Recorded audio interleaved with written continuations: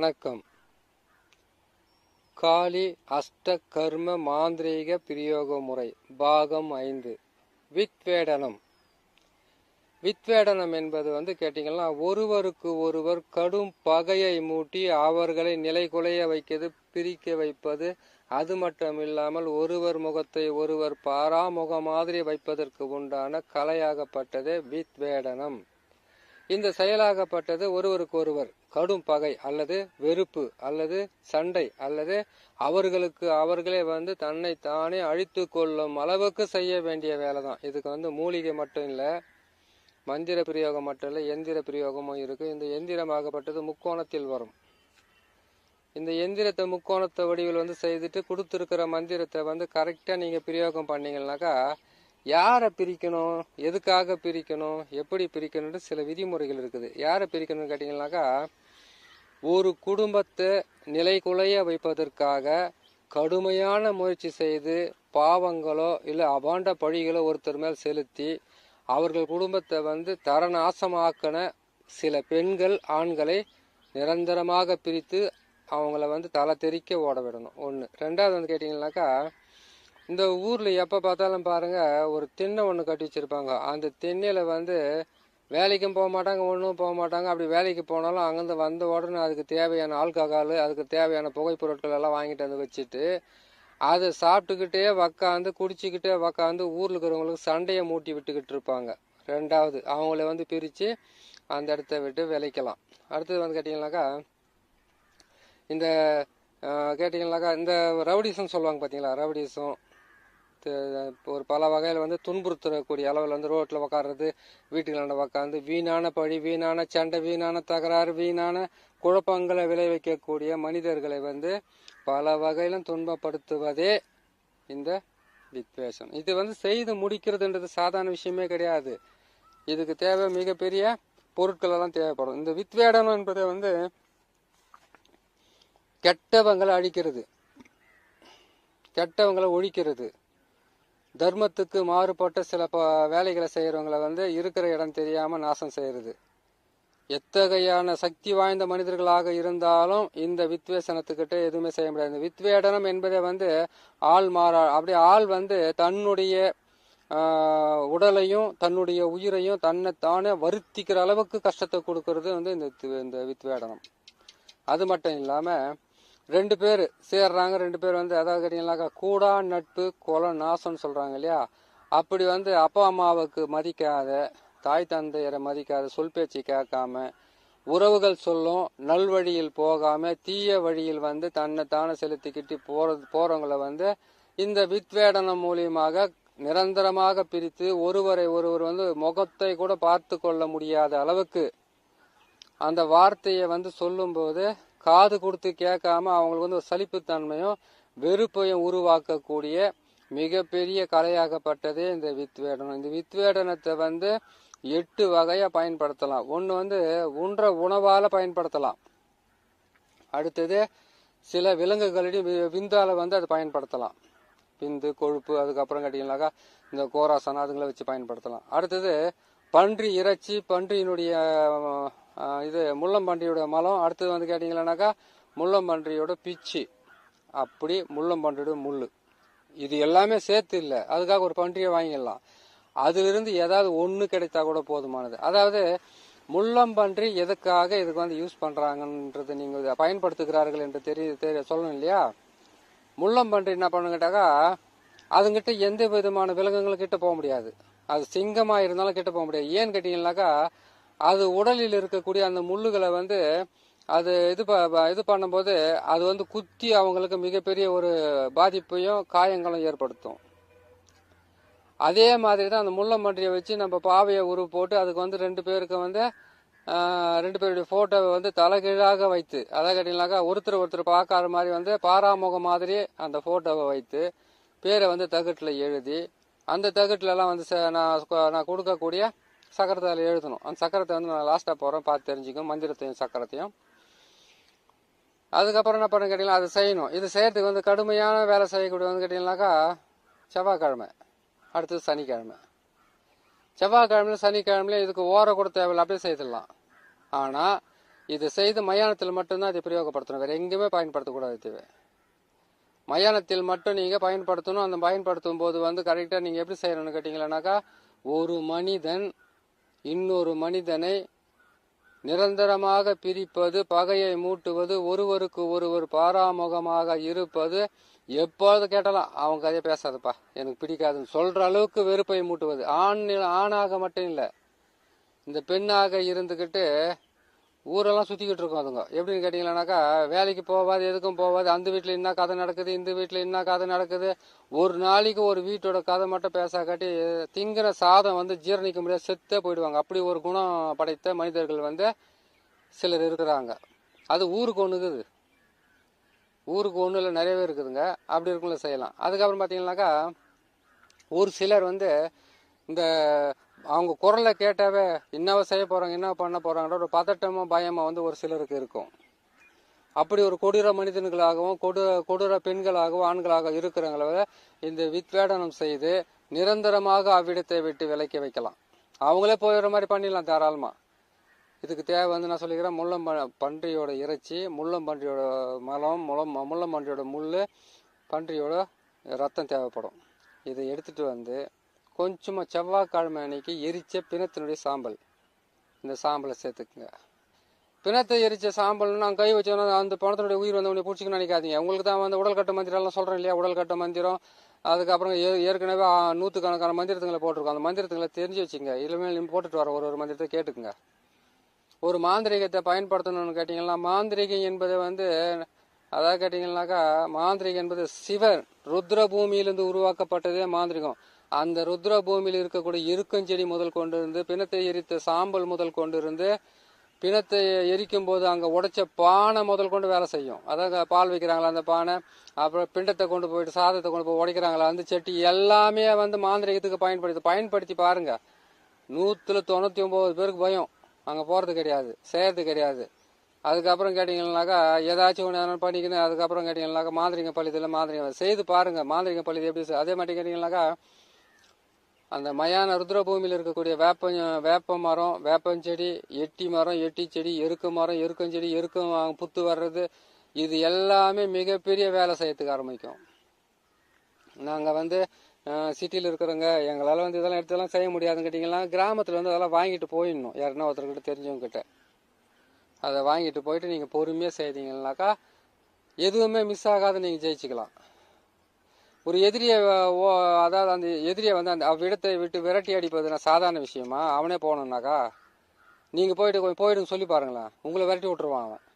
அந்த மாதிரி விரட்டி வேணும்னு கேட்டீங்கன்னாக்கா அது வித் வேடனா கரெக்டா இருக்கும். அதுவும் கேட்டீங்கன்னாக்கா ஏற்கனவே அதான் கேட்டீங்கன்னாக்கா ஒரு கூட்டமா சேர்ந்து நிற்பானுங்க, அயோக்கியம் அப்படின்னு சொல்லக்கூடிய ஒரு தீயவர்கள் எல்லாமே. அந்த தீயவர்கள் எல்லாம் ஒரு கூட்டமா சேர்ந்துக்கிட்டு பெண்கள் போகும்போது வரும்போது ஏளனம் பண்றது, கேலி பண்றது, அவமானப்படுத்துறது, அசிங்கப்படுத்துறது, அதுக்கப்புறம் அந்த குடும்ப வீட்டுங்களை தேடி போய் சண்டை போறது, வீட்டுங்களை தேடி போய் அடிக்கிறது, வீட்டுங்களை தேடி போயிட்டு இதை கொடுக்கணும் அதை கொடுக்கணும் சொல்லி கட்டாயப்படுத்துறது, ஏமாத்துறது, பொய் சொல்றது, பித்தளை மாத்தித்தனம் செய்யறது, எல்லா வேலை செய்யறவங்களையும் வந்து இந்த வித்வேடனத்தின் மூலியமா பழி வாங்கலாம். அது மட்டும் இல்லாம சிலருக்கு கொம்பு முளைச்சிருக்கும். எப்படின்னு கேட்டீங்கன்னாக்கா, என்ன அழிக்க யாருமே முடியாது, என்னால நான் வேணா மற்றவங்களை அழிப்புன்ற ஒரு ஆணவ குரலால பேசுறவங்களை அழிக்கக்கூடியது தான் இந்த வித்வேடனம். இந்த வித்வேடனை பத்தி சர்வசாரமா வச்சுக்கோங்க. இந்த வித்வேடன மந்திரத்தை வந்து 1008 போட்டாவே உங்களுக்கு இருக்கிற பகையாளி மொத்த பேருமே வாய்க்கட்டு போட்ட மாதிரி சைலண்டா உக்காந்துக்குவானுங்க. அதுவே காண்டி 1,10,108 போட்டீங்கன்னு வச்சுக்கோங்க, முடிஞ்சு போச்சு கதை. எதிரியே இருக்க மாட்டான், விரோதிகள் இருக்க மாட்டாங்க. உங்களுடைய போட்டிகளுக்கு, உங்களுடைய தொழில்களுக்கு வந்து போட்டி போறாம பிரச்சனை தொந்தரவு செய்யறவங்க ஒரு ஆளை உங்க கண்ணு முன்னாடி பார்க்க முடியாது. அந்த அளவுக்கு வேலை செய்ய நீங்க போய் ஒரு பாவையை செய்து, அதுக்கப்புறம் முள்ளை கொண்டு வந்து மலத்தை கொண்டு வந்து அது மேல போட்டு, அதுக்கப்புறம் மூஞ்சிரை கொண்டு வந்து அதனுடைய இதெல்லாம் இதெல்லாம் செய்யணும் அவசியமே கிடையாது. இந்த மந்திரத்தை பிரயோகம் பண்ணுங்க. ஆனா ஒண்ணு, ஒரு மனதோட பார்த்து பிரயோகம் பண்ணணும். நீங்க பண்ணி பாருங்க. இந்த மந்திரத்தை, இந்த எந்திரத்தை வரைஞ்சி வச்சு இந்த மந்திரத்தை வந்து நீங்க பிரயோகம் பண்ணி பாத்தீங்கன்னா தானே தெரியும் அதோட சக்தி எப்படின்னு.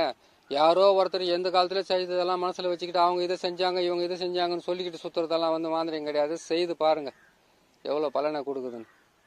ஆனா ஒண்ணு, கருமிகளுக்கும் காமுகர்களுக்கும், அது மட்டும் இல்லாம தீயவர்களுக்கும், தீய சொற்களை வந்து பயன்படுத்துபவர்களுக்கும், அது மட்டும் இல்லாம இன்னொருத்தரை வந்து வஞ்சகமாக பழிவாங்க நினைப்பவர்களுக்கும், அதாவது கேட்டீங்கன்னாக்கா செய்யக்கூடாத செயலை செய்வதற்காக பயன்படுத்துவவர்களுக்கும் இது வந்து கையில வந்து கிட்டாது. யாரு எல்லாமே தீய எதிரிகளாக இருந்தாலும்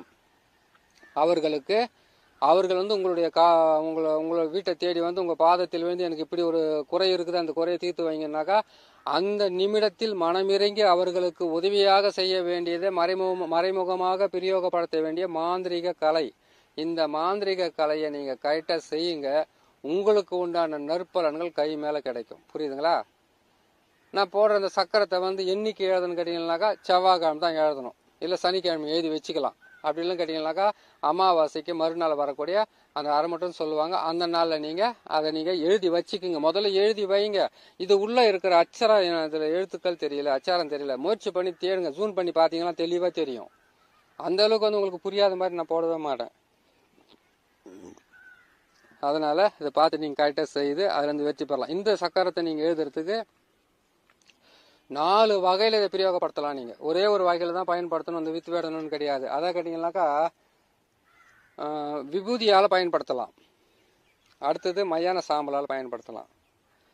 அதாவது மயான சாம்பலை வந்து எப்பவுமே கேட்டுங்க, செவ்வாய்க்கிழமை இறந்தோ செவ்வாய்க்கிழமை எரிச்சவங்களுடைய சாம்பலையோ ஒரு மண் பாத்திரத்தை கொண்டு போய் மண் சட்டியில நிறைய வாரி அதை போட்டுக்கிட்டு வாங்க. எப்போ வந்து அந்த மண் பாத்திரத்துல வந்து அந்த சாம்பலை எடுத்துக்கனாக்கா காடாற்று முன்பாக, அதாவது கேட்டீங்கன்னாக்கா அவங்க புண்ணியம் பண்றதுக்கு அதாவது கேட்டீங்கன்னா அந்த வீட்டுல இருக்கிறவங்க வாங்கிட்டு போயிட்டு அதுக்கு வந்து கங்கையில கரைப்பாங்க இல்லையா, அதுக்கு முன்னாடி எடுக்கணும். அதை மயான சாம்பல்னாக்கா எந்த மயான சாம்பல்லாம் வேலை செஞ்சுன்னு வச்சுக்காதீங்க. ஒவ்வொன்று வந்து கேட்டீங்கன்னாக்கா திரும்பிச்சானாக்கா உங்களுக்கு தான் கஷ்டம். அது மயான சாம்பல் எடுத்துக்கிறாங்க, எருக்கும் செடியோட மண் எடுத்துக்கிறாங்க, அது வந்து வடக்கு பக்கம் தெற்கு பக்கம் எடுத்தோம்னாக்கா ஒருத்தருக்கு கை காலை வராமல் பண்ணிடலாம். வடக்கு பக்கம் எடுத்தோம்னாக்கா அவங்களுக்கு இருக்கிற இடத்த விட்டு ஓட்டி விட்டுடலாம். கிழக்கு பக்கம் எடுத்தோம்னாக்கா அவங்களுக்கு கண் தெரியாமல் பண்ணிடலாம். இதெல்லாம் கரெக்டு தான், சொல்றது தப்பு ஒன்றும் கிடையாது. ஆனால் மயான சாம்பலை நீங்கள் எடுக்கிறீங்க, எதுக்கு எடுக்கிறீங்க? மயான சாம்பலை நீங்கள் ருத்ர பூமியில் இருக்கக்கூடிய அந்த விபூதியை நீங்கள் எடுக்கும் போதே வந்து உங்களுக்கு எப்போ எதுக்காக செய்யணும்னு கேட்டீங்கன்னாக்கா அழிப்பது, விரட்டுவது, முடக்குவது, அடக்குவது, அதுக்கப்புறம் வந்து கொடுமைப்படுத்துவது, அதுக்கப்புறம் சித்திரவதைப்படுத்துவது, உதிரத்தை சிந்த வைப்பது, இதற்காகத்தான் வந்து மயானத்தில் இருக்க வேண்டிய அந்த சாம்பலை வந்து விபூதி எடுக்கிறீங்க நீங்க ருத்ரபூமியில் இருக்கிறது. ஆனா முறையற்ற தன்மையில் வந்து எடுக்கக்கூடாது. அது எப்போ எடுக்கணும்னு கேட்டீங்கன்னாக்கா செவ்வாய்க்கிழமை இறந்தவனை எரித்த சாம்பல், செவ்வாய்க்கிழமை எரித்தவனுடைய சாம்பல், எரித்தவனோ எரித்தவளோ அவங்களுடைய சாம்பல். ஆனா அதை எடுக்கிறதுக்கு அதை கொண்டு போயிட்டு கங்கையில கலந்ததுக்கு அப்புறம் அவங்களுக்கு புண்ணியத்துல சேர்த்து விட்டுருவாங்க. அதுக்கப்புறம் நீங்க சாம்பல் எடுத்துட்டு வந்தீங்கன்னா அவங்க நெத்தியில வச்சா கூட வேலை செய்யாது, இல்ல சாம்பல் மேலே படுத்துன்னு தூங்கினாலும் வேலை செய்யாது. மயான சாம்பலை உடலெங்கும் பூசிக்கொள்ளும் பித்தன் தான் சொல்லிக்கிறாங்க சிவனவை. அவர் பூசிக்கிட்டு இருக்காருன்னு எத்தனை பேரை வந்து அவர் ருத்ரனை பொறுத்த வரைக்கும் ருத்ர தாண்டவம் ஆடுறதே வந்து ஒருத்தர் அடிக்கிறதுக்காக தான். அப்போ நீங்கள் அதை கரெக்டாக எடுத்து பயன்படுத்துங்க, கரெக்டாக வேலை செய்யும் பாருங்க. சரிங்களா? இதை செய்து அதை எடுத்துகிட்டு வந்து என்ன பண்ணுறீங்கன்னு கேட்டீங்கன்னாக்கா வீட்டில் வச்சுக்கோங்க. எது உங்கள் வீட்டில் வச்சுக்காதீங்க, வாழ வேண்டிய வீட்டில் வச்சுக்காதீங்க. மாந்திரிகம் செய்யறதுக்காக உங்களுக்காக ஒரு வீடோ ஒரு ரூமோ நீங்கள் பயன்படுத்தி வச்சிருக்கீங்க பார்த்தீங்களா, பயன்படுத்துவதற்காக அந்த இடத்துல வச்சுக்கிட்டு கரெக்டாக இதை செய்யறதா செவ்வாய்க்கிழமை காலையில் 6 மணிக்கெல்லாம் பயன்படுத்துங்க. அப்படி இல்லையா என்கிட்ட வர்ற ஆளுங்கெல்லாம் மதியத்துக்கு தான் வருவாங்களே, என்ன பண்ணுறதுன்னு கேட்டாக்கா அவங்க மதியம் வரட்டும், சாயங்காலம் வரட்டும், விடைகாலம் வரட்டும், நைட்டு கூட வரட்டும், வேணான்னு சொல்லலை. நீங்கள் முதல்ல இந்த வித்வேடனம் என்று சொல்லக்கூடிய இந்த கலையை வந்து நீங்கள் பயன்படுத்தி வெற்றி பெறணும்னு வச்சிங்களா. முதல்ல நீங்கள் செய்கிறது வந்து காலையில் செவ்வாய்க்கிழமை பார்த்தீங்கன்னாக்கா காலையில் செவ்வாய் ஓரதான் 6லேருந்து 7 மணிக்கெல்லாம் அதிகாலையில் செய்யுங்க. காலையில் 6 மணிக்கு பயன்படுத்துங்க. மந்திரத்தை பிரயோகம் படுத்தலாம். விடைகாலம் சொன்ன மாதிரி வந்து ஒரு ஆசனத்தை தர்பாசனம் சொல்லியிருக்கேன், அந்த தர்பாசனத்தில் உக்காருங்க. அதில் தொட்டாசி நீங்கள் சொல்லியிருக்கிறேன், அதுக்கப்புறம் நேல் பட்டாசு நீங்கள் சொல்லியிருக்கேன். அதுக்கப்புறம் கேட்டிங்களானாக்கா பல வகையில் பல மூலிகைகளை உங்களுக்கு சொல்லியிருக்கேன். அதை புதங்காமை எடுத்த சென்னாய் உருவி இதெல்லாம் எடுத்து மூலிகைகள் எவ்வளோ மூலிகைகள் இருந்தாலும் பரவாயில்ல, அந்த மூலிகை மொத்தமே வந்து நீங்கள் எடுத்து கீழே போட்டு அதுக்கு மேலே வந்து நீங்கள் தர்பப்புல்லை போட்டு அதுக்கு மேலே அருகம்புல்லை போட்டு அதுக்கு மேலே வந்து நீங்கள் கட்டிக்கிட்டு இருக்கிற வேட்டிக்கு கலரில் அதே மாதிரி ஒரு துண்டு ஒன்று மேலே போட்டு அது மேலே உட்காந்து மந்திரத்தை பிரயோகம் பண்ணுங்க. அந்த மந்திரத்தை பிரயோகம் பண்ணுறதுக்கு முன்னாடி விளக்கை வந்து ஏற்றி கிழக்கு பக்கமா மேற்கு பக்கமா வடக்கு பக்கமா தெற்கு பக்கமான்றதை பார்த்து கரெக்டாக பயன்படுத்துங்க. இது வந்து கேட்டிங்கன்னாக்கா தெற்கே பிரயோகம் படுத்த வேண்டிய கலை மந்திரம் உக்காந்து பயன்படுத்தி நான் போட்டிருக்கிற இந்த சக்கரை தேவை. இந்த சக்கரத்தை வந்து நீங்கள் எப்படி பயன்படுத்துறீங்க கேட்டீங்கன்னாக்கா, முதல்ல ஒரு பேப்பர் எடுத்து எழுதிக்கங்க. சரி, என்னால் வந்து எழுத்தாணி பூண்டெல்லாம் வச்சு நான் எழுத்தாணியெல்லாம் வச்சுருக்கிறேன், நான் ஈஸியாக எழுதிக்கிறேன்னா தகடு வாங்கிட்டு வந்துருங்க. செம்பு தகடு, முறி தகடு, இரும்பு தகடு, காரிய தகடுன்னு இருக்குது பாருங்கள். அந்த தகடெல்லாம் வாங்கிட்டு வந்து கூடவே வந்து என்ன பண்ணுறீங்க, முக்குடல் வாங்கிக்கங்க, பிண்ட தைலம் வாங்கிக்கங்க. வாங்கிட்டு வந்து உக்காந்துக்கிட்டு பொறுமை செய்யுங்க. சரி, பிண்ட தைலமே எனக்கு கிடைக்கலப்பா, நான் என்ன தான் செய்கிறதுன்னு கேட்டிங்கனாக்கா, எட்டி விதையை கொண்டு வந்து குழி தைலம் இறக்கி வச்சுக்கோங்க. சரி, எட்டி விதைனால குழி தைலமே இறக்க முடியாது, என்ன தான் பண்ண முடியும்? எனக்கு கிடக்க முடியாதுன்ற வார்த்தை தான் அதிகமாக இருக்கும். முடியும்னு செயல்படுறதுக்கு போனாக்கா அது 1 வருஷம் ஆகிடும். அதனால என்ன பண்ணுறீங்க, சக்கரத்தை போட்டுடுறீங்க. அதுக்கப்புறம் வந்து எட்டி விதையை கொண்டு வந்து என்ன பண்ணுறீங்க கேட்டிங்கன்னாக்கா, நல்லா காய வச்சு எட்டி விதையோட ஐங்கோல பொருட்களையும் சேர்த்து வச்சு நீங்கள் இது இறக்கி வச்சுக்கலாம். இல்லைன்னு கேட்டிங்கனாக்கா பிண்ட தைலம், மயான தைலம், அதுக்கப்புறம் கேட்டிங்கனாக்கா அதுக்கு இது வந்து போய் கேளுங்க, யாருன்னா இருந்தால் வாங்கிக்கோங்க. இல்லாட்டி எட்டி விதையை என்ன பண்ணுங்க, காய வச்சு கற்பூரம் போட்டு எரித்து அதை வந்து சாம்பல் ஆக்கி, அந்த சாம்பலை என்ன பண்ணுறீங்க கேட்டிங்கன்னாக்கா, அதோடு சேர்ந்து வேப்பெண்ணெய், அதோடு சேர்த்து வேப்பெண்ணெயை போட்டு கொஞ்சம் மயான சாம்பலும் செவ்வாய்க்கிழமை சாம்பலெல்லாம் போட்டு எடுத்து வச்சிங்கனாக்கா இந்த வித்வேடனத்துக்கு மிகவும் பயன்படும். ஒரு முறை செய்துட்டீங்கன்னாக்கா 6 வருஷம் 7 வருஷம் நீங்கள் வேறு மாதிரி செய்ய வேண்டிய அவசியமே இருக்காது. அந்த அளவுக்கு செய்து ஒரு மண் பாத்திரத்தில் போட்டு வச்சுக்கோங்க. சரிங்களா? இதை செய்து அதிலிருந்து மிகப்பெரிய ஒரு வெற்றியை நீங்கள் காணலாம். சரி, இந்த சக்கரத்தை போட்டுட்டீங்க. செவ்வாய்க்கிழமைக்கு சக்கரத்தை வந்து ஒரு பேப்பரில் எழுதிட்டீங்க, இல்லைன்னா தகடில் எழுதி அதுக்கு வந்து என்ன கேட்டிங்கன்னாக்கா, முதல்ல பாவ நிவர்த்தி, சாப நிவர்த்தி எல்லாம் செய்து முடிச்சுட்டு எந்திர நிவர்த்தி, மந்திர நிவர்த்தி எல்லாம் செய்து முடிச்சிட்டிங்களா? செய்து முடிச்சுட்டு அதற்கு பிறகாக மந்திரத்தை பிரயோகம் பண்ணுறதுக்கு உக்காருங்க. முதல்ல இதை செய்து வச்சுக்கிட்டு நான் சொன்ன மாதிரி பாவ உருவை போட்டு தெற்கு முகமாக, நீங்கள் தான் தெற்கு முகமாக உக்காரணும். நீங்கள் நேராக பார்க்குற மாதிரி இலையில வந்து நீங்கள் படையல் போடுங்க. இதுக்கு மாமிசம், அதுக்கப்புறம் மது, மாமிசம், சுருட்டு, இது எல்லாம் வெத்தலை பாக்கு, தாம்பூலம் எல்லாம் வைக்கலாம். அவல் பொறி கடலை எல்லாமே வச்சுக்கலாம். அது மாலை பூஜைக்காக போட்டுங்க. காலையில் போகிறது வந்து கேட்டிங்கனாக்கா அவல் பொறி கடலை, பத்தி, சூடம், அதுக்கப்புறம் கேட்டிங்களேனாக்கா இது முக்கணிகளை வச்சு போடுங்க. ஒரு மனதோடு செய்யுங்க. வீட்டில் செய்துக்கிட்டு இருக்கும்போது அன்னைக்கு செல்ஃபோனில் ரிங் அடித்து உடனே அதை தூக்கி காதில் வச்சுக்கின்னு அதுக்கப்புறம் பேசிட்டு அதுக்கப்புறம் எங்கே விட்டோம் எப்படி விட்டுனாலும் கேட்டுன்னு உக்காந்துக்கூடாது.